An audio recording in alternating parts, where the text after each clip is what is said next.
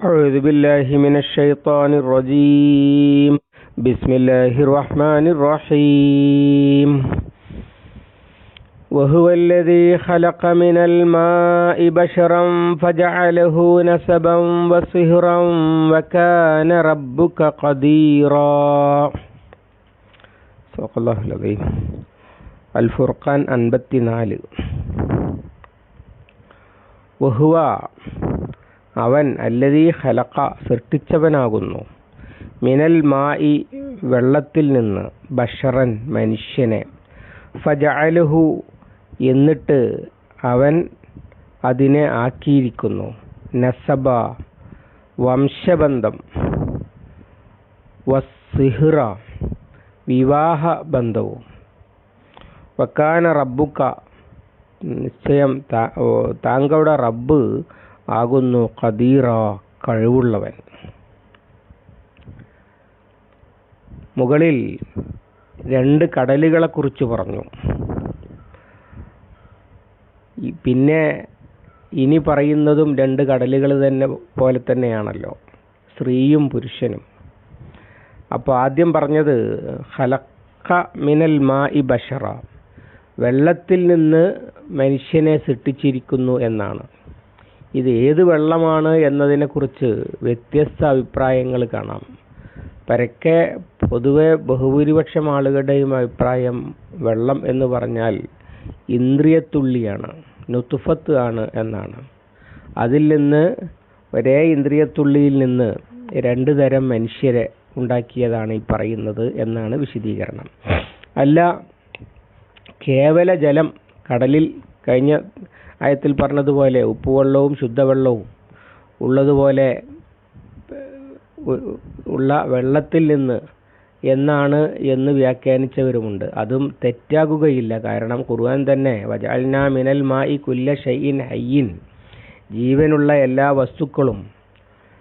എല്ലാ വസ്തുക്കളും വെള്ളത്തിൽ നിന്നാക്കി എന്ന് പറയുന്നതുണ്ട്. അതുപോലെ പിന്നെ മിൻ മാഇൻ മഹീൻ, വെറുപ്പ് തോന്നുന്ന വെള്ളത്തിൽ നിന്നാണ് മനുഷ്യനെ സൃഷ്ടിച്ചിട്ടുള്ളത് എന്ന് ഒക്കെ പറയുന്നുണ്ട്. അപ്പോൾ 2 വ്യാഖ്യാനവും ഇവിടെ ഫിറ്റാകുന്നതാണ്. അതുകൊണ്ടാണ് 2 വ്യാഖ്യാനമുള്ളത്. അതിൽ അങ്ങനെ ആ ഒരു ഇന്ദ്രിയത്തിൽ നിന്നുണ്ടാകുന്ന അല്ലെങ്കിൽ ഒരു വെള്ളത്തിൽ നിന്ന് വന്ന മനുഷ്യനെ അല്ലാഹു തആല സൃഷ്ടിച്ചിരിക്കുന്നു. എന്നിട്ട് അവനെ 2 തരമാക്കിയിരിക്കുന്നു. നസബ് എന്ന് പറഞ്ഞാൽ മകൻ, മകൻ്റെ മകൻ, അവൻ്റെ മകൻ, ഇങ്ങനെ പിന്നെ താഴോട്ടും അതുപോലെ മേലോട്ടും പോകുന്ന തലമുറയെയാണ്, ആണിലൂടെ പോകുന്ന തലമുറയാണ് നസബ് എന്ന് പറയാം. നമ്മൾ തറവാട് എന്ന് പറയുന്ന അർത്ഥത്തിൽ. സിഹ്ർ എന്ന് പറഞ്ഞാൽ 2 തരം അളിയന്മാർ, അങ്ങനെയുള്ള ബന്ധങ്ങളിലൂടെ പോകുന്നതാണ്. അഥവാ പെങ്ങളുടെ ഭർത്താവ് ഭാര്യയുടെ ആങ്ങള അവരുടെ മക്കൾ, അങ്ങനെയുള്ള കുടുംബം. അതുപോലെ പെങ്ങളുടെ ഭർത്താവ് അവരുടെ മക്കൾ, അങ്ങനെയുള്ള കുടുംബം. ഇതിനാണ് സിഹ്ർ എന്ന് പറയുക. ഇത് 2ഉം അല്ലാഹു തആല ഉണ്ടാക്കിയിരിക്കുന്നു എന്നാണ് പറഞ്ഞതിൻ്റെ അർത്ഥം. വക്കാന റബ്ബുക ഖദീറ, താങ്കളുടെ റബ്ബ് അതിന് ഖദീറാകുന്നു, എല്ലാം വലിയ കഴിവുള്ളവനാകുന്നു.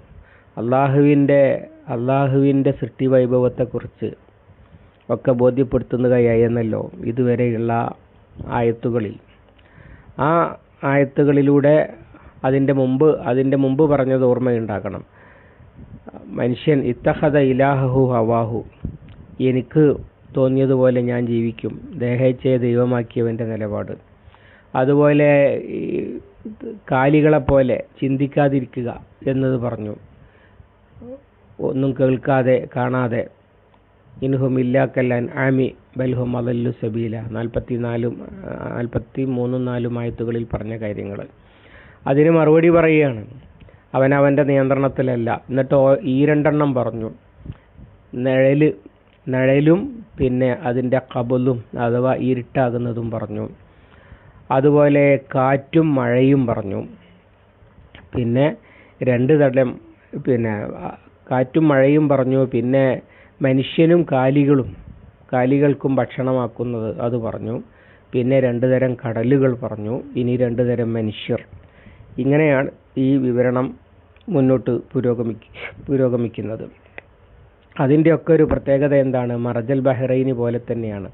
ഇരുട്ട് വെളിച്ചത്തിനെയോ വെളിച്ചം ഇരുട്ടിനെയോ പകരമാകില്ല, അഥവാ രണ്ടും സ്ഥിരമാകില്ല. അള്ളാഹു ഉദ്ദേശിച്ചിരുന്നെങ്കിൽ അത് സാക്കിനാകുമായിരുന്നു എന്ന് പറഞ്ഞു. അതുപോലെ തന്നെ കാറ്റും മഴയും, അത് കാറ്റുണ്ടാകുക മഴയില്ലാതിരിക്കുക, മഴയുണ്ടാകുക കാറ്റില്ലാതിരിക്കുക, അങ്ങനെ ഉണ്ടാകില്ല. അതുപോലെ തന്നെ മനുഷ്യനും അവൻ്റെ വളർത്തുമൃഗങ്ങൾ മാത്രം ജീവിക്കുക, മനുഷ്യനില്ലാതെയാകുക. അല്ലെങ്കിൽ അതാണല്ലോ ഈ വളർത്തുമൃഗങ്ങൾ നമ്മളില്ലെങ്കിൽ ജീവിക്കാൻ പ്രയാസപ്പെടുന്നതാണ്. വന്യമൃഗങ്ങൾ പോലെയല്ല വളർത്തുമൃഗങ്ങൾ. അപ്പോൾ ഇത് രണ്ടും കൂടി ഒരു ചേർച്ചയുണ്ട്. അതുപോലെ രണ്ട് വെള്ളങ്ങൾ തമ്മിൽ ഉള്ള ഒരു ചേർച്ചയുണ്ട്. അതുപോലെ തന്നെയാണ് രണ്ട് സമുദ്രങ്ങൾ പോലെ, ഈ ദ്വന്ദ്ങ്ങൾ പോലെ ആണും പെണ്ണും, അത് രണ്ടും പരസ്പരം ആവശ്യമുള്ളതാണ്. കടല് ഉപ്പ് എല്ലാം കൂടി ഉപ്പുവെള്ളമാകുക ഇല്ല എന്ന് പറഞ്ഞതുപോലെ ഈ ഇന്ദ്രിയത്തുള്ളിയിൽ നിന്ന് ആയാലും ഇനി വെള്ളത്തിൽ നിന്നായാലും ഉണ്ടായി വരുന്ന മനുഷ്യർ ഒരു പ്രദേശത്ത് ആണുങ്ങൾ മാത്രം അല്ലെങ്കിൽ പെണ്ണുങ്ങൾ മാത്രം ഉണ്ടാകുക, അങ്ങനെ ഒന്ന് നടക്കുന്നില്ല. കാരണം ഇതൊക്കെ അള്ളാഹുവിൻ്റെ ഒരു ആസൂത്രണം, അവൻ്റെ ഒരു ക്രമീകരണം ഉണ്ട് എന്നതിൻ്റെ വളരെ വ്യക്തമായ തെളിവാണ്. അതുകൊണ്ട് തന്നെ ഇതൊന്നും ചിന്തിക്കാതെ എനിക്ക് തോന്നിയതുപോലെ നടക്കും, ജീവിക്കും എന്ന് തീരുമാനിച്ചാൽ മനുഷ്യൻ പമ്പര വിഡ്ഢിയാണ്. യാദൃച്ഛികമായി ഉണ്ടാകുന്നത് എന്നാണ് ഭൗതികന്മാർ പറയുക. യാദൃച്ഛികമായി എങ്ങനെയാണ് ഇത്ര കൃത്യമായി സ്ത്രീയും പുരുഷനും ഒരു സമൂഹത്തിൽ ഇങ്ങനെ ഉണ്ടാകുന്നത്? എന്തുകൊണ്ട് നിശ്ചിത തലമുറ മുഴുവനും ആണുങ്ങളാവുക, ഒരൊറ്റ പെണ്ണും ഇല്ലാതിരിക്കുക? അല്ലെങ്കിൽ എല്ലാം പെണ്ണുങ്ങൾ മാത്രമാകുക, ആണ് ജനിക്കാതെ ഇരിക്കുക? അങ്ങനെ ഉണ്ടാകുന്നില്ല. അതുപോലെ തന്നെ ആണുങ്ങൾ മാത്രമുള്ള ഒരു രാജ്യവും സമൂഹവും പെണ്ണുങ്ങൾ മാത്രമുള്ള ഒരു സമൂഹം, അങ്ങനെയൊന്നും എന്തുകൊണ്ടുണ്ടാകുന്നില്ല? വളരെ ഇടവിട്ട് ആവശ്യത്തിനനുസരിച്ച് മനുഷ്യർ കൃത്രിമമായി കൊന്നൊടുക്കുമ്പോൾ എണ്ണം കുറയുക, എണ്ണം വ്യത്യാസം വരിക എന്ന പ്രശ്നങ്ങളൊക്കെ ഉണ്ടാകുമെന്നതൊഴിച്ചാൽ പറയത്തക്ക ഏറ്റവ്യത്യാസങ്ങളൊന്നുമില്ലാതെ സ്ത്രീയും പുരുഷനും ഇങ്ങനെ ഉണ്ടായിക്കൊണ്ടിരിക്കുന്നു. ഇത് നമ്മുടെ ആസൂത്രണം, എനിക്ക് തോന്നിയതുപോലെ ജീവിക്കുമെന്ന് ദേഹേച്ഛ ഇലാഹാക്കിയവൻ ചിന്തിക്കുന്നത് പോലെ അല്ല എന്നതിൻ്റെ തെളിവാണ്.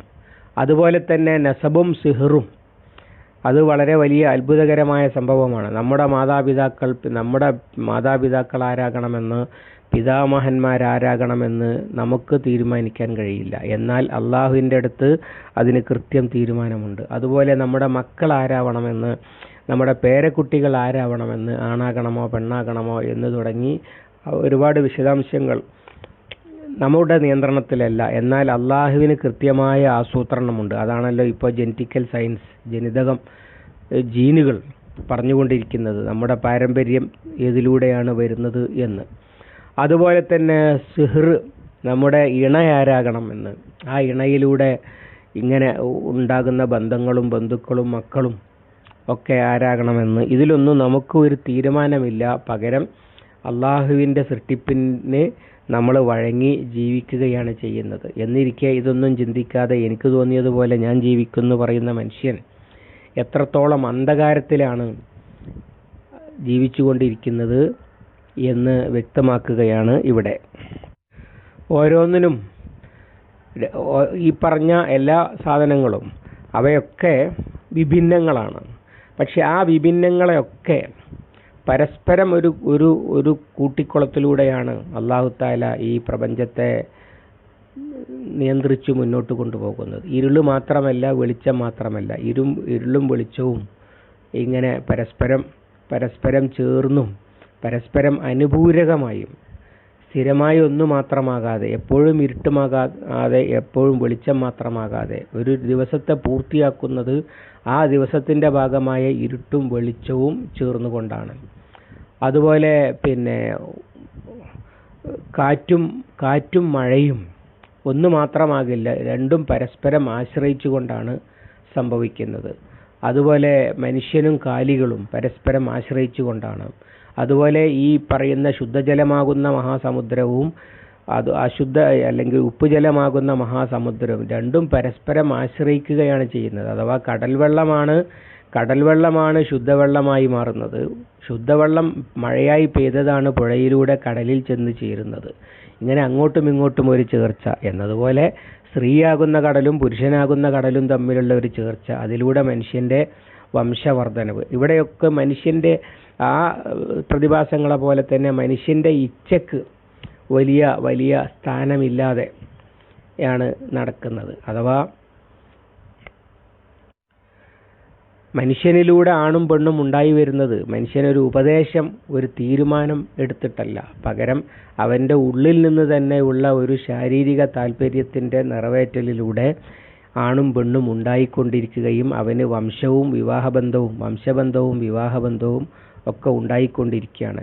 വക്കാന റബ്ബുക ഖദീറ എന്ന് പറഞ്ഞത് കുദ്റത്തുള്ളവൻ എന്നുള്ള അർത്ഥത്തിലാണ് ഖദീർ എന്ന് പരിഭാഷപ്പെടുത്തുന്നത്. എന്നാൽ ഖദീർ എന്നതിന് കണക്കാക്കുന്നവൻ, ഖദർ എല്ലാം കണക്കാക്കുന്നവൻ ആണ് എന്നൊരർത്ഥവുമുണ്ട്. അങ്ങനെ എല്ലാം അള്ളാഹുവിൻ്റെ നിയന്ത്രണത്തിലാണ്, അല്ലാതെ ഓരോരുത്തരും അവരവർക്ക് തോന്നിയതുപോലെ നടക്കാൻ പറ്റുന്ന സ്ഥിതിയിലല്ല എന്ന് വ്യക്തമാക്കുകയാണ്. എന്നിട്ട് മനുഷ്യൻ എന്താണ് ചെയ്യുന്നത്?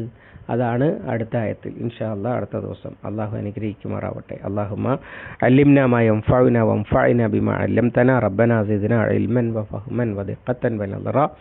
അല്ലാഹുമ്മ ജഅലിൽ ഖുർആന റബീഅ ഖുലൂബിനാ വനൂറ സുദൂരിനാ വജലാഅ ഹുസ്നിനാ وذهاب همنا وغمنا ربنا آتنا ما وعدتنا على رسلك ولا تخزنا يوم القيامة إنك لا تخلف الميعاد.